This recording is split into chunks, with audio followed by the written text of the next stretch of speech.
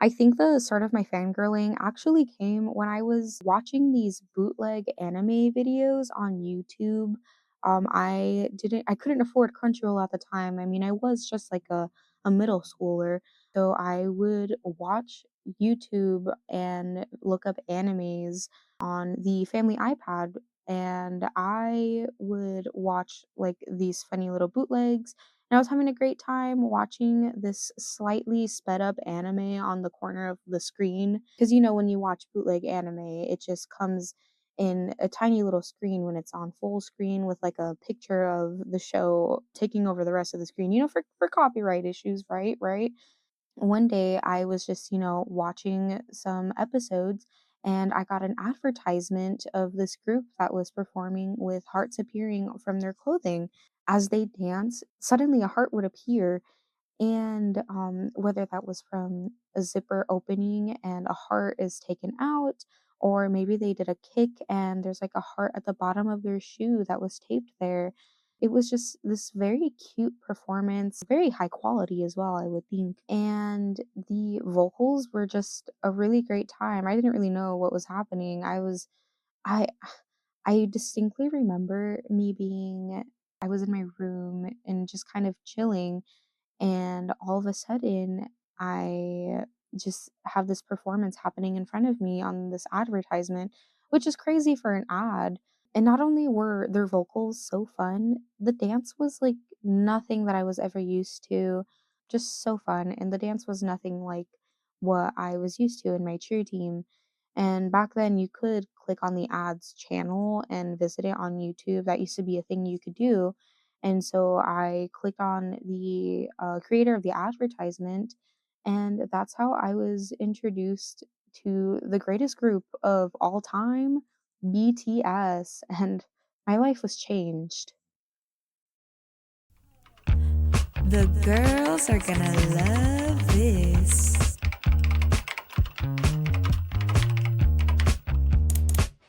And uploading to archive in 3, 2, 1. Welcome to the Fangirl Archives, where you can sneak a peek at the brain files of your favorite fangirl. From music to video games to filmed media, listen to me fangirl about my favorite interests from the eyes and ears of me. So getting into BTS, I learned that the song that I saw in the advertisement on YouTube was called Go Go, and I just had a great time. They looked so happy, so interesting. I think they all looked very beautiful as well. And just something about like the song got me up and moving, and it was great. So then after I, clicked on that advertisement and did a little YouTube search, I saw the music video for Mic Drop because they didn't have a music video for Go Go, which I totally think they should. But besides that, I saw Mic Drop, and I think I had so much like dopamine pumping through my brain. It was a good time. It was a great time even. I thought it was beautiful. The lyrics for Mic Drop were translating to things like they're haters at the time, and I was like, "Oh wow, they're like eating them up right now." I don't know who their haters are, but they must be like so jealous right now, and I was just having a good time. And again, they're dancing. Their dancing is literally like the best thing since sliced bread. Well, everything about BTS is the best thing since sliced bread, but their dancing was just amazing. And I remember that Mic Drop was actually the very first K-pop choreography that I ever learned myself. I never posted that video, because I was a child and I didn't really have social media back then. I guess that was like in the age of where people were actually following to like the age restriction to things. And I was like, what, like 12, 13? I don't think I could go on Twitter quite yet. But yeah, it was a great time. Things were great. And so then after, watching this music video, I became intrigued. Things were becoming to be much more interesting for me, and I was going through this rabbit hole of K-pop. And by K-pop, I mean I only went through BTS first. The K-pop stuff came slightly after, but BTS, I remember seeing like their video, like these fan-made videos where they take clips from them from like different interviews here in the US or just like out in general. anything interview related or behind the scenes related, and I was like, "Oh, wow, they're, like, also really funny as well." I remember it was, like, these specific videos were the editing here, which was around, like, 2018, 2017 era. The editing around this time was honestly, like, the best thing ever, and I think we should come back to some of the editing structures here. There is this saying in the fandom where once you, like, gym in, you can't gym out, if that makes sense, and I just wanted to learn their names. That basically just kept me in me wanting to learn their names and then going through this rabbit hole of looking at their interviews on YouTube and listening to even more songs from them. It was something that I knew I was never going to escape, and at some point I officially became an army. Army BTS, really great stuff. This was when I then became to do like a really deep dive into their music. At this point, I had a friend who already liked BTS. She was already into them for a couple years, and we would sit together all the time in homeroom. And she showed me this game called BTS Superstar, and it was unfortunately this game no longer exists, but it was a rhythm game, and I love rhythm games. I was very good at piano tiles back in the day, and very great at the Guitar Hero whenever we would play at like an arcade or something. So just anything rhythm game related, I was very good at this. So when I wanted to learn more about BTS's music, this BTS Superstar was the thing that really grabbed me by like the throat or something and threw me into this world, and I started learning all of their music from the bottom up. So this then leads me, to the debut era of BTS. I started listening to them around November, December of 2017, going into 2018. This was when DNA was popping up in the States. DNA is a great song too as well. And so I decided to like scroll through and see what their earlier music was as well, because like I want to get to know an artist. I want to see if I'm going to vibe with them or not.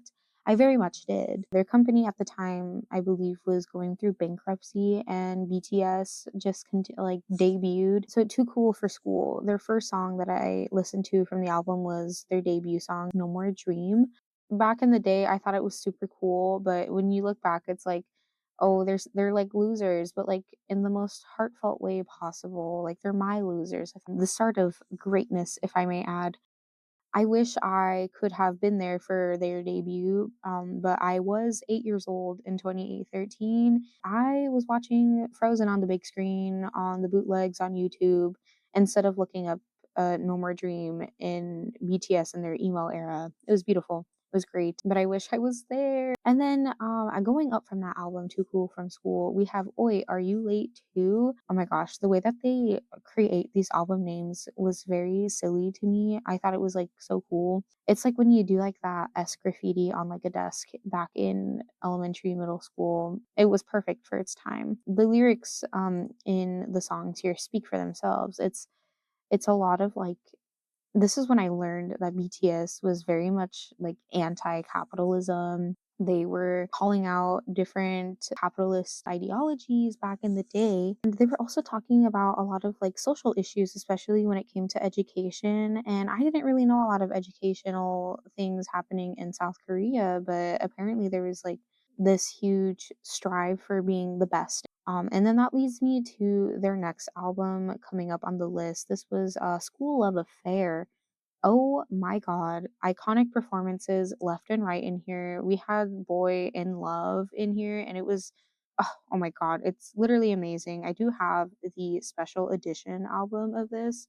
It makes the whole teenage experience phenomenal. Regardless of my teenage experience, BTS's fan base is actually like consisting of the majority not being teenagers, which I found to be like amazing. Apparently, a lot of BTS fans are like in their 20s, 30s, even 40s. And like being a teenager, and even now, then it's like still not the biggest group, which there's a lot of misconception for that as well. But it was great. Regardless, little high school me was having a great time with this album. It was beautiful, amazing. And then here comes like the star of the show, which was honestly also the start of their influence globally. And it was Dark and Wild. Oh my God. Dark and Wild. This is where their song Danger came in. And honestly, it's like, ugh, it like puts me into cardiac arrest in the best way possible. It was beautiful, amazing. Many great songs came from this album, and it like doing this deep dive of their music completely like pulled me in. Not only was I looking at their music, I was looking at all of their interviews, I was looking at all of their behind the scenes. BTS, or their Korean name Bangtan, which means Bulletproof Boy Scouts. Their whole thing for behind the scenes are called Bangtan bombs, and it's like a whenever they have any shoots, they always record something for the behind the scenes, which is kind of funny, like BTS behind the scenes, haha. And this is when I got to learn a lot about their personalities, and they're genuinely just really great people, and they have a lot of fun with each other. And it's like sometimes when I see a group together, I always get nervous if they actually like hate each other secretly. But like watching these videos, BTS literally love each other so much, and they love the game of performing, and it's beautiful. They love what they're doing, and it really shows in their songs and their music. And I can go on and on forever about how much I love their dedication to their craft. It's beautiful. This year, as we head into the 2026 era, which is honestly so far away from the start of me loving BTS in like 2017, 2018, I had like the ultimate moment of finally securing a BTS concert ticket after 8 years of being an army. Isn't that awesome, guys? Like, this is amazing. The battle was brutal, honestly, and it's all totally worth it. I'm seeing BTS, and I'm seeing all seven of them for the first time.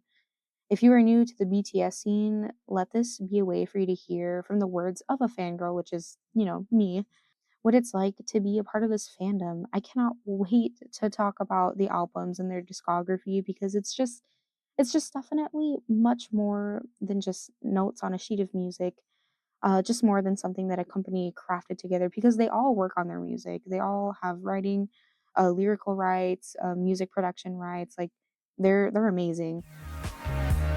Thank you for joining me in the Fangirl Archives. Today's archive is now closed. Thank you.